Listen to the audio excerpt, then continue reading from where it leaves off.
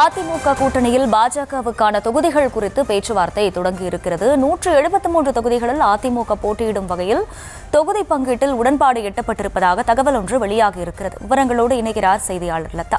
லதா, வணக்கம். இன்றைய தினம் அதிமுக கூட்டணி கட்சிகளுடனான இந்த தொகுதி பங்கீடு ஒப்பந்தம் கையெழுத்தாகும் என கூறப்பட்டிருக்கிறது. இந்த நிலையில பாஜக கடந்த முறையை விட இந்த முறை அதிக இடங்களில் போட்டியிடுவதற்கான கோரிக்கைகளை முன்வைத்திருக்கிறது. குறிப்பாக காங்கிரஸை விட அதிக அளவிலான இடங்களில் போட்டியிடணுங்கிற ஒரு குறிக்கோளோடு இருப்பதா சொல்லப்படுது.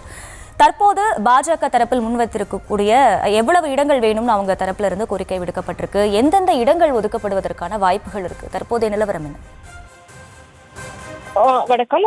தற்போது சற்று நேரத்தில் அதிமுக பாஜக இடையேயான தொகுதி பங்கீடு கையெழுத்தாக இருக்கிறது. அதற்கேற்ற வகையில் அதிமுக கூட்டணி கட்சியை சார்ந்த தலைவர்கள் தொடர்ந்து அதிமுக தலைமை அலுவலகம் நோக்கி வந்து கொண்டிருக்கிறார்கள்.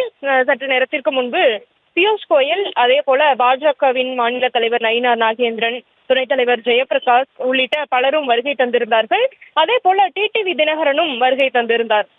அதிமுகவில் ஏற்பட்ட அந்த பிரச்சனை காரணமாக கட்சியிலிருந்து நீக்கப்பட்டிருந்த டிடிவி தினகரன் 9 ஆண்டுகளுக்கு பிறகு தற்பொழுது கட்சி அலுவலகம், அதிமுக அலுவலகம் வருகை தந்திருக்கிறார். அவருக்கு கட்சி அலுவலகத்தில் வரவேற்பு கொடுக்கப்பட்டிருந்தது. எஸ்.பி. வேலுமணி அவரை வரவேற்று அழைத்து சென்றார். எனவே தொடர்ச்சியாக ஒவ்வொருவராக வருகை தந்து கொண்டிருக்கிறார்கள். இன்னும் சற்று நேரத்தில் அன்புமணியும் இங்கே வருகை தர இருக்கிறார். ஜான் பாண்டியன் ஏற்கனவே வந்துவிட்டார்.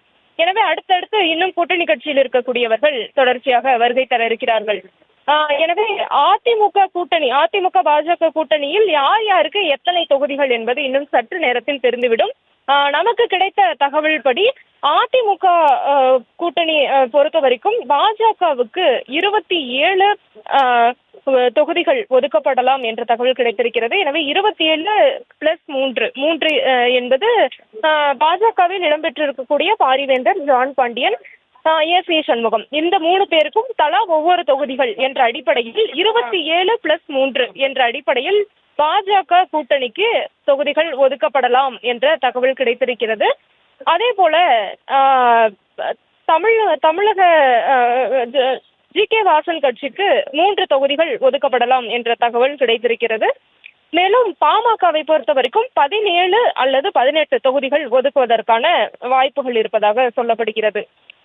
மேலும் அமமுகவை பொறுத்த வரைக்கும் இரட்டை இலக்கத்தில் வேண்டும் என்று கேட்டிருந்தார்கள். எனவே அவர்களுக்கு 11 தொகுதிகள் ஒதுக்குவதற்கான வாய்ப்புகள் இருப்பதாக தகவல் கிடைத்திருக்கிறது.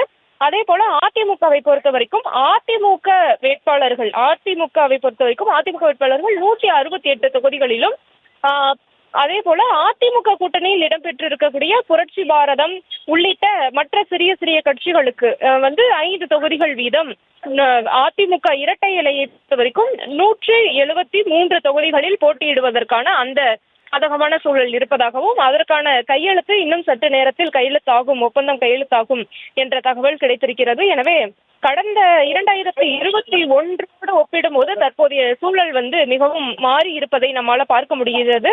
ஏனென்றால் அப்பொழுது பாஜக 20 தொகுதிகளில் தான் போட்டியிட்டிருந்தார்கள். அதில் 4 தொகுதிகளில் வெற்றி கண்டிருந்தார்கள். அதற்கு பிறகு 2024 தேர்தலில் அவர்கள் கணிசமான வாக்குகளை எல்லாம் நிறைய தொகுதிகளில் பெற்று 12% வாக்குகளை எல்லாம் பெற்றிருந்தார்கள். எனவே அதற்கேற்ப தற்பொழுது நிறைய தொகுதிகளை அவர்கள் கேட்க வேண்டும். முக்கியமாக திமுக கூட்டணியில் இடம்பெற்றிருக்கும் காங்கிரஸை விட கூடுதலான தொகுதிகளை எப்படியாவது கேட்டு பெற வேண்டும் என்பதுதான் அவர்களினுடைய திட்டம். எனவே அப்படி இருக்கக்கூடிய சூழல்ல அதே போல அதிமுக வலுவாக இருக்கக்கூடிய தொகுதிகளையும் கேட்டு பெற வேண்டும் என்பதும் அவர்களின் எண்ணமாக இருந்து வருகிறது. அதோடு மட்டுமல்லாமல் எப்படியாவது 20 எம்எல்ஏக்களையாவது சட்டப்பேரவைக்குள் அனுப்பி வைக்க வேண்டும் என்பதுதான் அவர்களின் ஒரே நோக்கம். அதற்கேற்ற வகையில பணிகள் எல்லாம் நடைபெற்று கொண்டிருக்கிறது. இன்னும் சற்று நேரத்தில் தொகுதி பங்கீடு உடன்பாடு கையெழுத்தாகிறது. தற்பொழுது அன்புமணி ராமதாசும் அதிமுக அலுவலகம் வருகை தந்திருக்கிறார். ஒவ்வொருவராக வருகை தரக்கூடிய நிலையில அன்புமணி ராமதாசும் தற்பொழுது வருகை தந்து இருக்கிறார். எனவே பாஜகவை பொறுத்த வரைக்கும் அந்த 27+3 என்ற அடிப்படையில் தொகுதிகள் ஒதுக்கப்பட இருக்கிறது. அந்த 27ம் பாஜக வேட்பாளர்கள் போட்டியிட இருப்பதாகவும், மீதி இருக்கக்கூடிய 3 தொகுதிகளில் பாஜகவில் இடம்பெற்றிருக்கக்கூடிய ஜான் பாண்டியன், ஏ.சி. சண்முகம், பாரிவேந்தர் இவர்கள் நிற்க இருப்பதாகவும் சொல்லப்படுகிறது. மற்ற இருவரும் தாமரை சின்னத்தில் போட்டியிடுவார்கள் என்ற தகவல் கிடைத்திருக்கிறது. அதே போல ஏசி அதே போல பாரிவேந்தர் வந்து மைக் சின்னத்தில் இடுவார் என்று அவரே கூட செய்தியாளர் சந்திப்பில் தெரிவித்திருந்தார். அதோடு மட்டுமல்லாமல் பாமகவை பொறுத்த வரைக்கும் கடந்த தேர்தலில் 23 தொகுதிகளில் போட்டியிட்டு 5 தொகுதிகளில் வெற்றி கண்டிருந்தார்கள். இந்த முறை அவர்களுக்கு 17 அல்லது 18 தொகுதிகள் ஒதுக்கப்படும் என்ற தகவல் கிடைத்திருக்கிறது. அதோடு ஒரு எம்பி தொகுதியும் கூட, ஒரு எம்பி சீட்டும் கூட கொடுக்கப்பட்டு இருந்தது. எனவே இப்படியான சூழலில் இன்றைய தினம் ஒப்பந்தம் கையெழுத்தாக இருக்கிறது.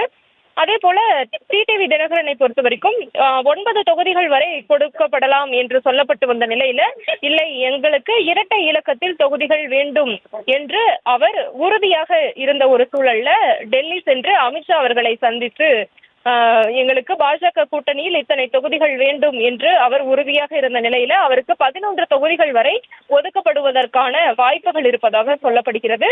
அதே போல தமிழ் மாநில காங்கிரஸ் கட்சி, ஜி.கே. வாசனினுடைய தமிழ் மாநில காங்கிரஸ் கட்சியை பொறுத்த வரைக்கும் அவர்கள் 5 தொகுதியை கேட்டுக் கொண்டிருந்தார்கள். கடந்த தேர்தலில் 6 தொகுதிகளில் போட்டியிட்டிருந்தார்கள். எனவே 5 தொகுதிகள் கேட்கக்கூடிய நிலையில 3 தொகுதிகள் தான் ஒதுக்கப்படும் என்ற ஒரு தகவல் கிடைத்திருக்கிறது. அதே போல மற்ற கட்சிகள் அவர்களுக்கெல்லாம் ஒற்றை இலக்கத்தில் 1 அல்லது 2 அந்த அடிப்படையில் தான் தொகுதிகள் ஒதுக்கப்பட இருக்கிறது.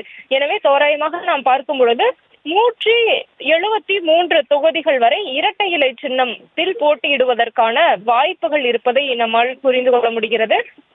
எனவே அதற்கேற்ற வகையில் இவர்கள் இத்தகைய ஒப்பந்தத்தை முன்னெடுக்க இருக்கிறார்கள். ஆரம்பத்திலிருந்தே எப்படியாவது 160 170 தொகுதிகளை அதிமுக வேட்பாளர்கள் நேரடியாக களம் காண வேண்டும் என்பதுதான் அதிமுகவின் குறிக்கோளாக இருந்தது. அதற்குள் எப்படியாவது அந்த தொகுதி பங்கீட்டை சுருக்கிவிட வேண்டும்.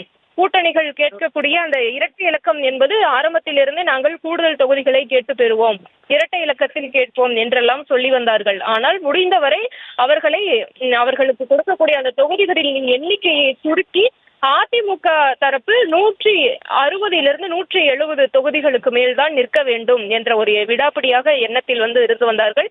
அதற்கேற்ற வகையில் தான் இபிஎஸும் காய்களை எல்லாம் நகர்த்தி வந்தார். எனவே அப்படியான ஒரு சூழல்ல ஏறத்தாழ 168 தொகுதிகளில் நேரடியாக அதிமுக வேட்பாளர்கள் போட்டியிட இருப்பதாகவும், மேலும் அதிமுகவில் நேரடியாக இடம்பெற்றிருக்கக்கூடிய, உதாரணத்துக்கு பூவை ஜெகன்மூர்த்தியினுடைய கட்சி, இப்படி அவர்களுக்கு 5 தொகுதிகள் என்ற வீதம் 178 தொகுதிகள் ஒதுக்கப்பட இருப்பதாக தகவல்கள் கிடைத்திருக்கிறது. எனவே இப்படியான சூழலில் தான் இன்னும் சற்று நேரத்தில் ஒப்பந்தம் கையெழுத்தாக இருக்கிறது. இன்னும் சரியாக அதிகாரப்பூர்வ அறிவிப்பு என்பது இன்னும் சற்று நேரத்தில் தெரிந்துவிடும். யாருக்கு எத்தனை தொகுதிகள் என்பது தெரிந்துவிடும். அதற்கு பிறகாக எந்தெந்த தொகுதிகள் என்ற விவரமும் அடுத்த கட்டமாக நமக்கு தெரிய வரும். முக்கியமாக குறைந்தபட்சமாக அனைத்து கட்சிகளுமே வலுவாக இருக்கக்கூடிய தொகுதிகளை தான் அவர்கள் கேட்டிருப்பதாக சொல்லப்படுகிறது. அதிலும் பாஜகவை பொறுத்த வரைக்கும் அதிமுக வலுவாக இருக்கக்கூடிய குறிப்பிட்ட தொகுதிகளை எல்லாம் அவர்கள் கேட்டிருப்பதாக தகவல்கள் எல்லாம் கிடைத்திருந்தது.